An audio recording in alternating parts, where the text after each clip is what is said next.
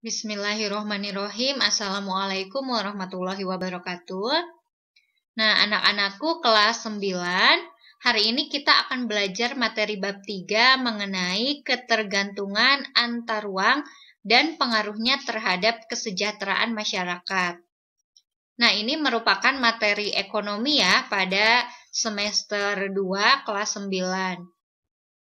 Ibu sengaja membuat recording ini agar nanti ketika ada yang tertinggal Zoom atau tidak bisa mengikuti Zoom, kalian masih bisa melihat dari tampilan di sini ya. Jadi bisa diulang gitu. Oke, kita mulai ya. Nah, di materi ini ada 2, yaitu mengenai perdagangan internasional dan ekonomi kreatif gitu. Nah, perdagangan internasional kelas 8 kita pernah membahas mengenai kurs ya atau nilai tukar. Kita pernah menghitung ada kurs jual dan ada kurs beli gitu. Kemudian kita akan bahas dulu yang perdagangan internasional. Nah, tapi sebelumnya Ibu punya pertanyaan dulu nih. Pertanyaannya ada 3 pertanyaan ya. Yang pertama, coba kalian tahu tidak kira-kira negara mana yang menghasilkan timah terbesar di dunia?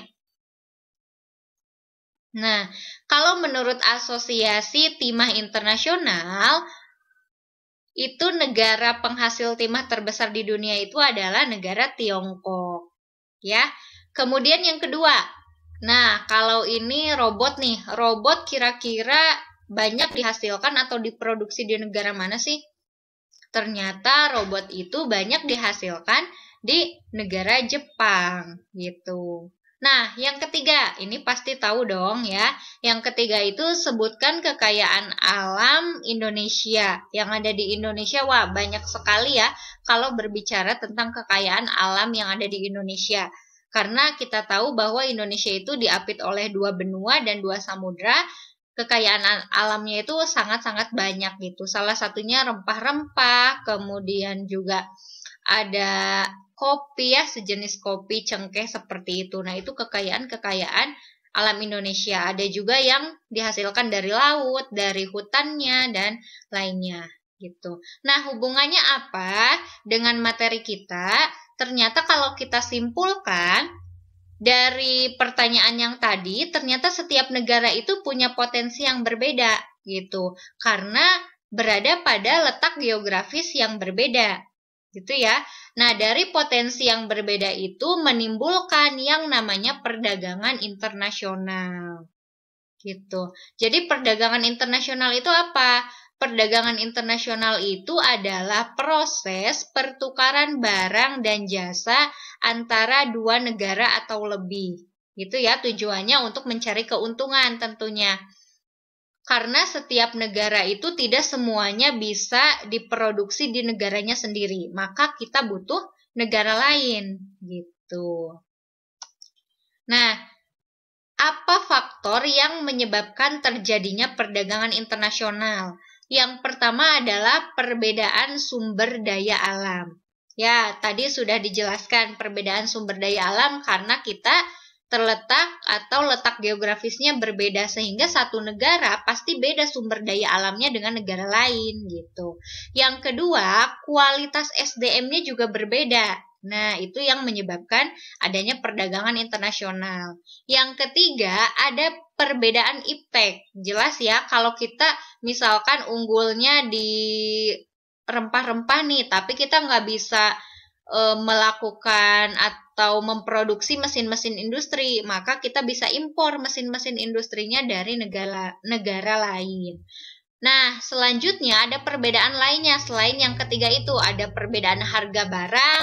Harga barang juga bisa menyebabkan terjadinya perdagangan internasional ya, kita mencari harga yang lebih ekonomis biasanya. Kemudian biaya produksi dan selera gitu. Nah, dari perdagangan internasional ini menimbulkan manfaat. Manfaatnya sendiri pertama, negara bisa memenuhi kebutuhannya.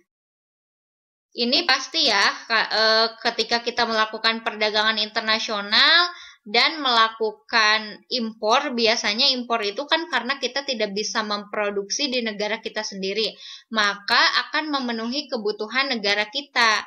Seperti itu. Kemudian yang kedua, pendapatan negara juga akan meningkat karena terjadinya proses perdagangan. Yang ketiga, akan meningkatkan hubungan persahabatan. Gitu ya, karena kita sering berdagang dengan negara lain, maka akan terjalin hubungan persahabatan yang baik. Dan yang keempat, mendorong kemajuan ilmu pengetahuan dan teknologi, gitu ya. Jadi kita tahu nih teknologi yang ada di negara lain itu apa, gitu. Nah, selain manfaat, ternyata perdagangan internasional itu punya hambatan. Hambatan-hambatan ini biasanya terjadi karena negara itu menetapkan kebijakan-kebijakan. Oke. Kebijakan-kebijakan seperti tarif, yang pertama ya. Yang pertama itu adalah kebijakan tarif. Kalau ada negara yang menetapkan kebijakan tarif, berarti akan sulit untuk negara lain masuk produknya. Misalkan Indonesia mau impor atau mau ekspor cengkeh ke negara Jepang. Kalau Jepang menetapkan tarif tinggi, kita akan sulit untuk mengekspor ke negara itu karena nanti harganya jadi sangat mahal di sana gitu ya. Kemudian yang kedua adalah kuota. Kuota itu membatasi barang yang masuk dari luar negeri. Gitu ya. Misalkan Indonesia itu membatasi barang-barang daging, misalkan ya daging sapi dari luar negeri. Nah, negara lain akan susah masuk ke Indonesia. Barang-barangnya itu akan susah masuk ke Indonesia karena ada batasan di negara Indonesia itu.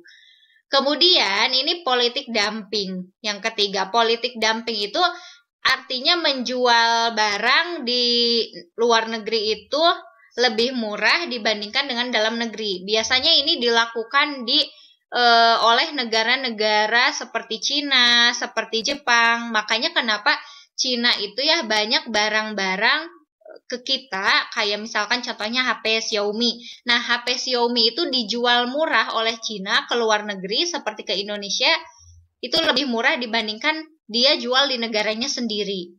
Gitu, itu namanya politik dumping. Atau misalkan Jepang, alat-alat elektronik yang kita sering gunakan nih di rumah kita. Nah, itu lebih murah dijual ke luar negeri daripada di Jepang sendiri. Itu namanya politik dumping.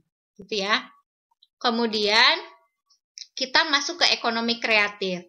Nah, hubungannya apa? Perdagangan internasional dengan ekonomi kreatif ini. Jadi, hubungannya itu ketika kita melakukan perdagangan, maka kita harus memunculkan ide-ide kreatif agar tidak tertinggal dengan negara lain, gitu ya. Tidak kalah saing dengan negara lain, gitu. Nah, di sini kita perhatikan dulu ya gambar ini. Nih, ini ada pembuatan bunga dari kresek bekas. Pernah nggak kalian tahu ada bunga yang dihasilkan dari kresek bekas? Nah, kurang lebih seperti ini. Ada juga yang menggunakan bahan bekas lainnya seperti cangkang telur. Nah, ini cangkang telur ya, dibuat kerajinan gitu, ditempel-tempel seperti itu. Nah, dari contoh ini, itu merupakan contoh yang disebut dengan kegiatan ekonomi kreatif, gitu. Jadi, ekonomi kreatif itu apa? Nah, menurut John Hopkins, ini ekonomi kreatif itu adalah kegiatan ekonomi dalam masyarakat yang menghabiskan sebagian besar waktunya untuk menghasilkan ide. Jadi, ide-ide itu datang dari orang-orang yang pemikirannya kreatif. Seperti wirausaha, itu kan mereka orang-orang kreatif sehingga bisa menghasilkan produk-produk dan dijual ke luar negeri. Seperti itu ya. Nah, di ekonomi kreatif itu ada 14 industri ekonomi kreatif. Dari mulai periklanan sampai dengan riset. Ya, ada musik, ada arsitektur. Kita akan bahas 14 ini satu persatu. Yang pertama, kita mulai dari industri ekonomi kreatif periklanan. Nah, periklanan ini berkaitan dengan jasa iklan. Kalian suka lihat dong jasa iklan ya. Iklan-iklan yang ada di brosur, di pamflet-pamflet, iklan yang ada di YouTube, atau iklan yang ada di televisi, yang ada di IG. Nah, itu namanya industri kreatif berupa periklanan. Gimana caranya orang tertarik terhadap produk yang diiklankan. Gitu ya. Mau itu diiklankannya secara elektronik ataupun secara cetak gitu, melalui media cetak. Nah, ini contoh-contoh periklanan atau iklan yang biasa mungkin kalian sering lihat. Ada yang disebut iklan reklame gitu ya, yang biasanya ada di jalan-jalan. Kemudian ada iklan yang berupa brosur, kemudian ada iklan yang di televisi. Nah, itu merupakan salah satu industri kreatif. Selanjutnya, industri kreatif berupa arsitektur. Nah, kalian kalau yang suka arsitek nih, suka desain-desain rumah, arsitektur taman, tata kota. Nah, ini merupakan industri kreatif juga gitu ya. Rancangan-rancangannya itu seperti apa gitu ya. Kemudian ada pasar barang seni. Nah, biasanya ini berkaitan dengan perdagangan barang-barang yang unik, yang langka gitu, atau punya nilai estetika seni yang tinggi atau nilai-nilai sejarah yang tinggi. Biasanya bisa melalui lelang atau ada pasarnya di internet ya. Bisa cari di internet ataupun di toko-toko, galeri-galeri seperti itu. Nah, contohnya di sini ada barang-barang antik. Nah, pernah lihat barang-barang yang dijual seperti ini? Nah, itu namanya pasar barang seni gitu ya, karena jarang kan barang-barang seperti ini ditemukan kayak gitu. Kemudian industri lainnya adalah kerajinan. Nah, kerajinan ini berkaitan dengan proses produksi yang dibuat oleh pengrajin, yang dihasilkan oleh para pengrajin. Misalnya kalian bisa lihat nih, ada produksi rotan, ada yang dari porselen, ada yang dari tanah liat gitu ya. Ini ada jam ya yang terbuat dari kayu, itu kan merupakan industri kreatif gitu ya. Ini jam yang dari kayu ini diproduksi loh, diimpor ke luar negeri sampai menghasilkan pendapatan yang luar biasa gitu. Itu kan ide-ide kreatif yang muncul ya, seperti itu. Kemudian ada yang namanya industri kreatif berupa desain. Nah, kalau ini berkaitan dengan desain grafis gitu ya. Kalian jago misalkan gambar-gambar grafis. Nah, itu desain grafis atau desain interior. Kalian bisa apa ya namanya itu? Bisa melakukan penataan terhadap interior-interior gitu ya. Misalkan penataan terhadap rumah seperti apa yang bagusnya. Nah, itu juga kreatif, industri kreatif berupa desain. Kemudian ada industri kreatif berupa fashion. Nah, ini sering banget ya, setiap tahun itu ada aja fashion-fashion yang berganti gitu ya, seperti model baju, kemudian misalkan aksesoris atau hal-hal yang lainnya yang berhubungan dengan fashion. Kemudian ada industri video, film, dan fotografi. Nah, ini berkaitan dengan produksi film ya. Kalau kalian suka mengenai produksi film nih, kalau ada yang mau jadi sutradara, nah berarti itu masuknya ke industri kreatif berupa video, film, dan fotografi ya. Gimana caranya membuat film yang menarik gitu, yang bisa menembus total penonton yang banyak. Nah, itu kan perlu ide-ide yang kreatif seperti itu ya. Atau fotografi juga sama gitu. Sinema, fotografi itu sama ya. Kemudian ada juga permainan interaktif ya, berupa games edukatif, games yang sifatnya hiburan ataupun yang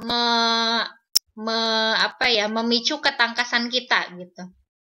Nah, di sini banyak ya games, apalagi kalian kan pada suka tuh main games, itu banyak banget. Itu juga merupakan industri kreatif karena orang-orang yang menciptakan games itu kan nggak mudah gitu ya.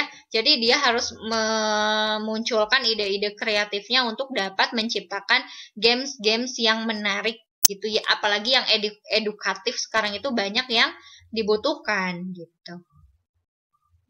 Kemudian ada industri musik. Nah, industri musik ini berkaitan dengan bagaimana sih caranya mengkomposisikan lagu, melakukan pertunjukan musik, memproduksi musik gitu ya. Cara memproduksi musik atau melalui rekaman dan sebagainya. Nah, itu juga harus kreatif gitu. Kemudian seni pertunjukan. Nah, pertunjukan ini biasanya berkaitan dengan pertunjukan-pertunjukan drama, pertunjukan musik, teater, sampai dengan tata panggungnya itu dilihat. Gimana sih cara menghasilkan cahaya yang bagus atau cara agar tata panggungnya itu tidak membosankan ketika dilihat oleh penonton. Nah, itu namanya pertunjukan, gitu ya. Seni pertunjukan. Kemudian ada juga industri kreatif berupa penerbitan dan percetakan. Nah, orang-orang yang suka menulis buku, jurnal itu kan bisa diterbitkan ya. Nah, konten-kontennya itu bisa diterbitkan seperti itu. Kemudian selanjutnya ada industri berupa layanan komputer dan piranti lunak. Nah, ini sedang dilakukan atau sedang booming saat ini ya, karena perkembangan teknologi itu kan sangat cepat ya.